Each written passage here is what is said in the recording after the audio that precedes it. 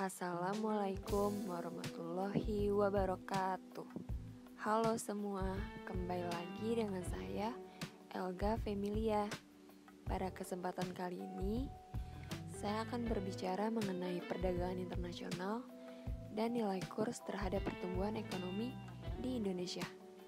Sebelumnya nih, teman-teman semua pada tahu gak sih perdagangan internasional itu apa? Jadi, untuk lebih jelasnya, dengerin yuk sampai akhir. Jangan sampai enggak ya. Perdagangan internasional itu merupakan suatu proses tukar-menukar barang atau jasa yang berlandaskan kehendak sukarela oleh masing-masing negara yang terlibat.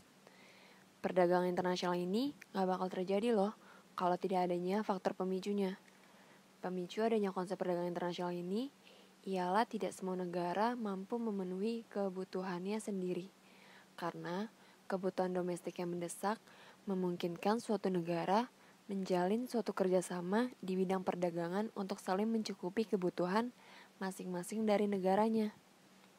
Nah, perdagangan internasional ini memungkinkan nih negara-negara yang kaya untuk menggunakan sumber dayanya seperti tenaga kerja, teknologi, atau modal dengan lebih efisien.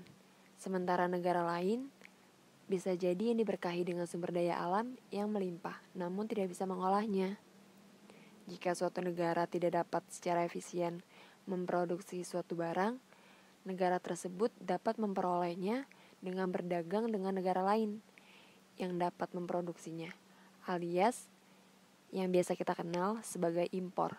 Misalnya nih, Inggris dan Portugal secara historis diuntungkan dengan spesialisasi dan perdagangan sesuai dengan keunggulan komparatif mereka.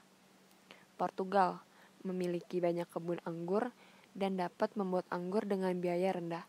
Sementara Inggris dapat membuat kain wol dengan lebih murah. Karena apa? Karena padang rumputnya yang dipenuhi dengan domba-domba. Inggris ini tentu saja bisa memproduksi anggur. Namun karena ladangnya yang terbatas dan teknologinya yang belum semaju Portugal, maka hasil anggur yang diproduksinya tentu lebih mahal, sehingga Inggris lebih memilih mengimportnya dari Portugal. Hal ini juga berlaku untuk Indonesia nih, di mana Indonesia memiliki keunggulan komoditas ekspor berupa minyak sawit, batu bara, kopi, dan komoditas lainnya. Nah, ada salah satu faktor penguat pembentuk daya beli masyarakat dalam perdagangan antar negara, yaitu nilai tukar. Tinggi atau rendahnya nilai tukar mata uang domestik terhadap asing akan mempengaruhi dalam pengambilan keputusan daya beli masyarakat.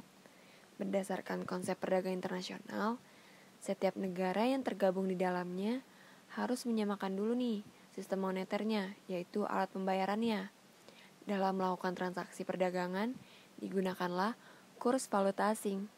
Nilai tukar atau kurs menunjukkan seberapa besar nilai mata uang lokal yang dibutuhkan untuk memperoleh uang asing.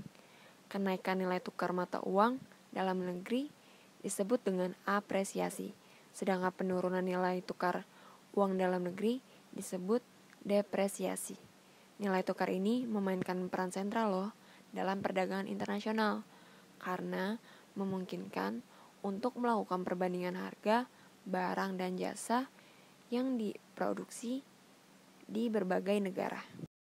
Kemudian, jika nilai tukar mengalami kenaikan, maka pertumbuhan ekonomi akan dipastikan akan mengalami penurunan.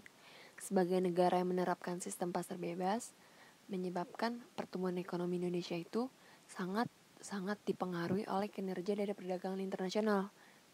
Selain itu, kegiatan perdagangan internasional sangat ditentukan oleh nilai kurs mata uang negara yang bersangkutan. Misalnya nih, nilai tukar naik, harga barang ekspor dari Indonesia relatif akan lebih murah di Amerika Serikat, sehingga ekspor akan cenderung meningkat. Sebaliknya, harga barang-barang dari Amerika Serikat menjadi mahal, sehingga impor akan cenderung menurun.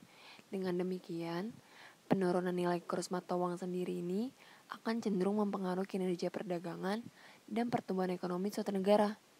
Jadi, kejadian internasional ini akan mempengaruhi ekonomi dalam negeri, melalui pengaruh nilai kurs, mata uang, pada impor, ekspor, dan akhirnya pada permintaan masyarakat, tingkat produktivitas, jumlah kesempatan kerja, serta jumlah output yang dihasilkan oleh suatu negara.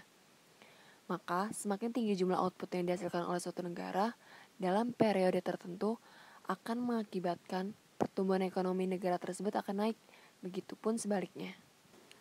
Seperti pandemi COVID-19 yang terjadi saat ini. Pandemi ini tuh sangat berpengaruh sekali terhadap sektor perdagangan dunia loh. Mengingat Cina yang merupakan negara yang perekonomiannya sangat berpengaruh di dunia, maka hal tersebut juga akan berdampak pada perekonomian negara lain yang menjadi mitra dagangnya, termasuk negara Indonesia kita ini. Cadangan devisa yang menurun mengindikasikan terjadinya pelemahan daya beli masyarakat. Penurunan ini dipengaruhi oleh kepanikan masyarakat akibat adanya COVID-19 yang selanjutnya dapat mengurangi kepercayaan dari masyarakat terhadap nilai mata uang domestik.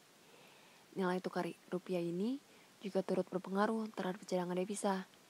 Cadangan devisa Indonesia menurun drastis, yang diduga ada pengaruh pembayaran utang luar negeri serta adanya keperluan stabilitas nilai tukar rupiah di tengah kondisi kepanikan di pasar keuangan global akibat pandemi COVID-19. Jadi, berdasarkan uraian yang telah saya jabarkan, bahwa nilai ekspor, impor, dan nilai tukar rupiah itu merupakan faktor-faktor krusial yang dapat mempengaruhi laju pertumbuhan ekonomi di Indonesia. Sekian penjabaran dari saya mengenai perdagangan internasional dan nilai kurs terhadap pertumbuhan ekonomi. Untuk semuanya, terima kasih ya yang sudah berkenan mendengarkan sampai akhir. Semoga dapat bermanfaat dan dapat mudah dipahami. Saya Elga Familia undur diri. Wassalamualaikum warahmatullahi wabarakatuh.